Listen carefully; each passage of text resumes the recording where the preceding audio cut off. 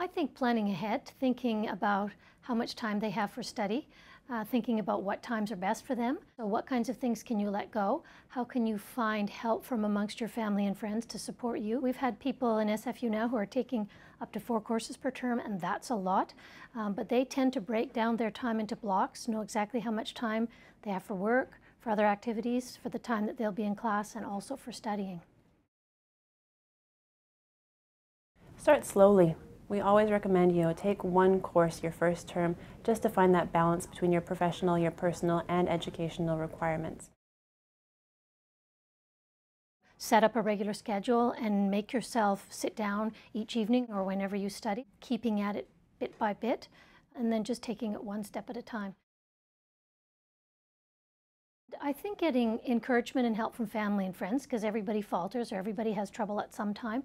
So having people be there to say, you know, let's get you back on track, or shouldn't you be studying now, or this is the time for you to get back to work. One of the things that I did is constantly review. So as soon as a lecture ended, I would sit down with my notes just for the 5 or 10 minutes that it takes to do a quick scan of the lessons that you've learned. When you've got that spare moment, if you're waiting for the bus, if you take public transit, if you're in line for your doctor's appointment, just make use of the time that you have. You don't need to study for an hour in order to make those notes count.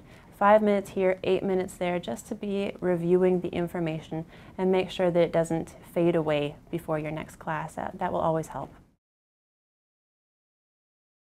When you're trying to grasp concepts, especially concepts that might be, not something that you would immediately accept, don't accept them. Argue with them, fight with them, and come to either an understanding of why the author is saying what they're saying, or else disagree. That's what we're here to do, is to teach you how to have that critical thinking, and that's a skill that you'll carry on in the work environment.